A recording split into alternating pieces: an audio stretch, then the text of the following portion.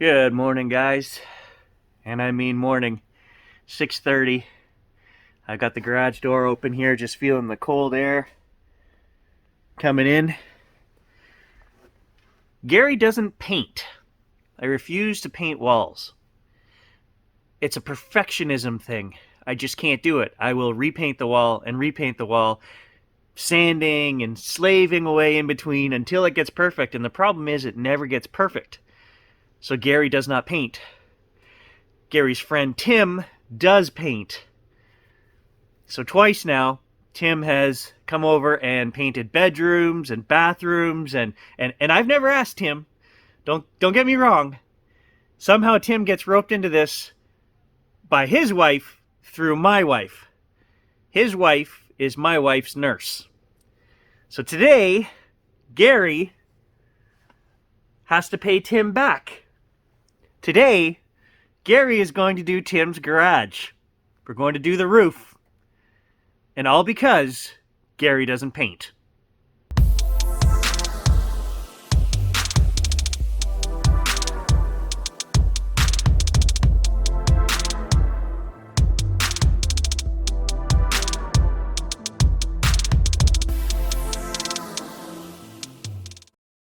So Tim is the service manager for the Chevy dealership here in North Bay.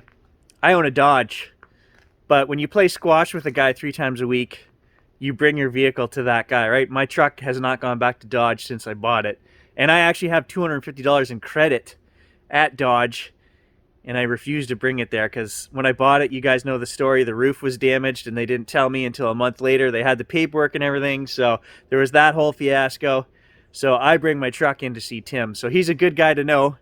And when you know somebody like that, he actually fixes Tom's boat every year as well, because on the side, Tim does all these small engine jobs and things. He's just super mechanically inclined guy. And Ashley tells me that's her boat guy. I said, no, that's my friend Tim. There's a difference. It's been a while since I wore these boots, but I did not remember them being that uncomfortable. That would be why. The kids have knocked the temperature gauge off the fridge here in the garage into my boot. So 30 plus years ago, I worked for a roofing company while I was in college the first time around. Oh, my fishing magnet, I just stuck it to the door on the truck. Oh, that's not good. All right, I got it off. No scratches on the door. I'm bringing that because if you've ever done a roof, when you're done, you drag one of these through the grass all around their job site and you'll pick up all the little roofing nails. It's a good trick to know.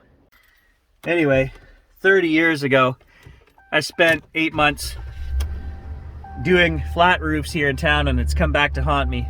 Tim says, I heard you were a roofer. You know, back in the day, I remember it being so cold in the winter and doing the Best Western here in North Bay.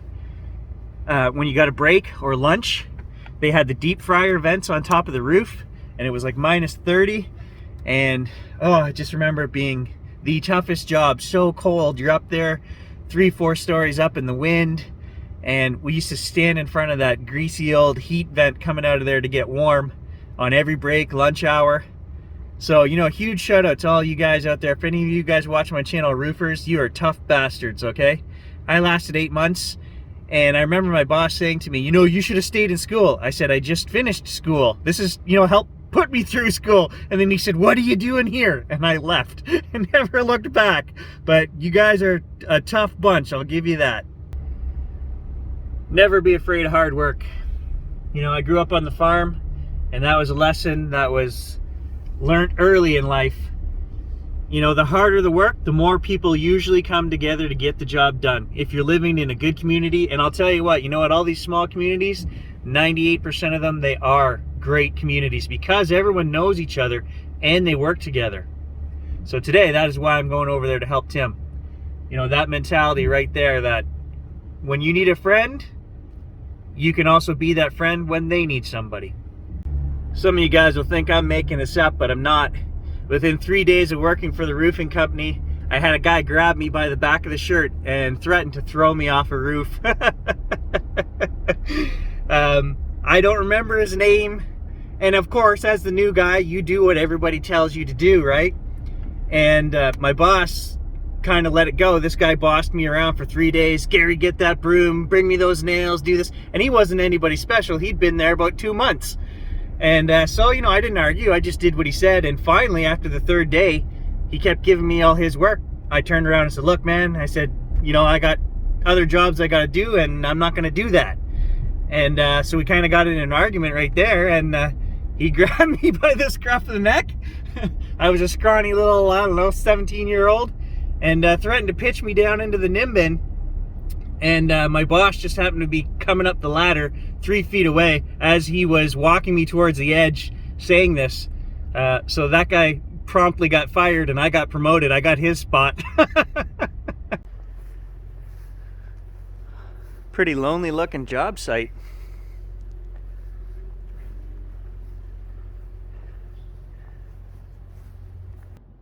Oh, PTSD setting in.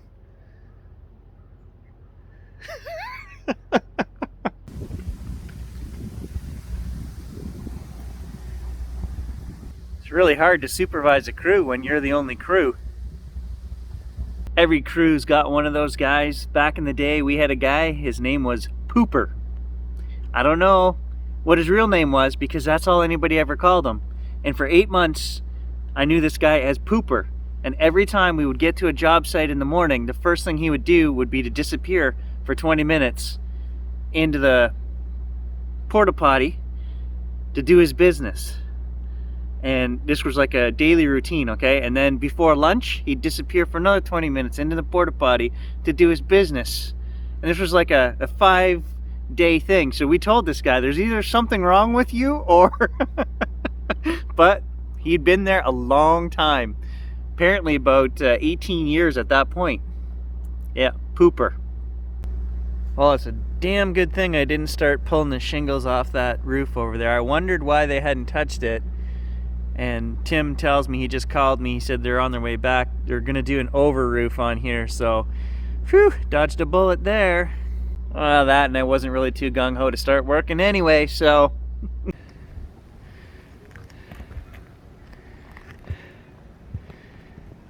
Bob and I got her going along good here now. I don't see Tim anywhere. I guess he's off pooping. A layer, a nailer, and a crack cleaner. We've all got a job today. Good. He's worried about crooked. Hey, how much you paying me again? It looks great. Thanks, buddy. Like where the old pieces of shingles were, it looks, I think we're going pretty straight. You got bigger problems than that, because Bob's asking what minimum wage is. Oh, that's better.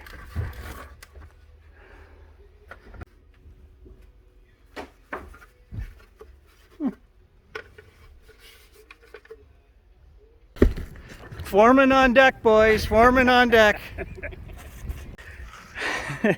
Does this come with a wage increase, Tim? Yeah. We're getting there. Yeah.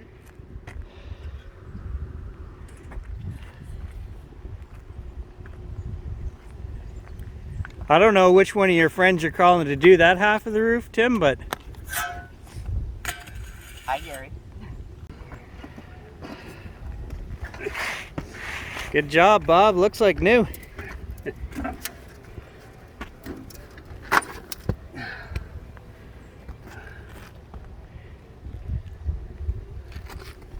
Your turn next.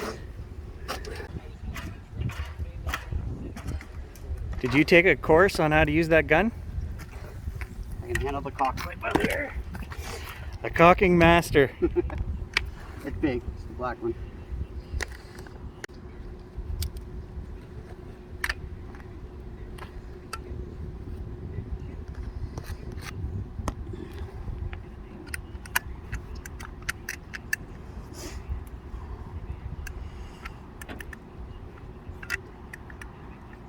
Tim's favorite part of the day because he can make cocking jokes over and over and over.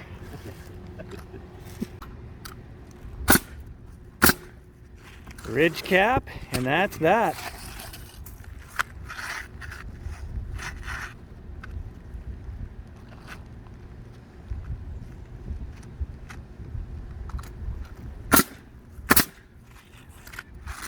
I'm just waiting for him to put a nail in his arm when he crosses over like that. Whew, I'm not gonna lie, guys, end of day one. 45-year-old Gary is a hurting unit right now. Gotta go back again tomorrow. Nope, you gotta stay here, buddy. Unfortunately, I'm going to work on a roof, and you can't climb a ladder, so we'll go for a walk later. I was gonna make fun of Tim for not being out here at 7:30, but look at that. He got the whole side here finished by himself last night.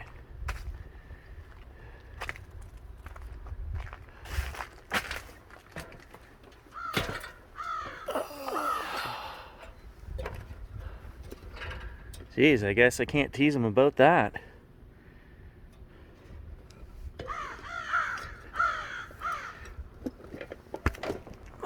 Oh, he got the whole thing finished.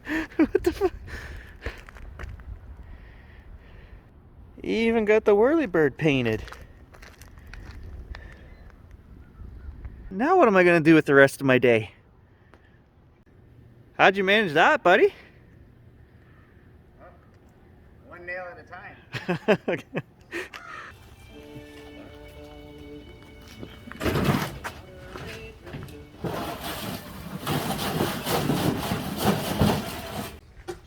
Guess that's what we're doing. Cleaning up.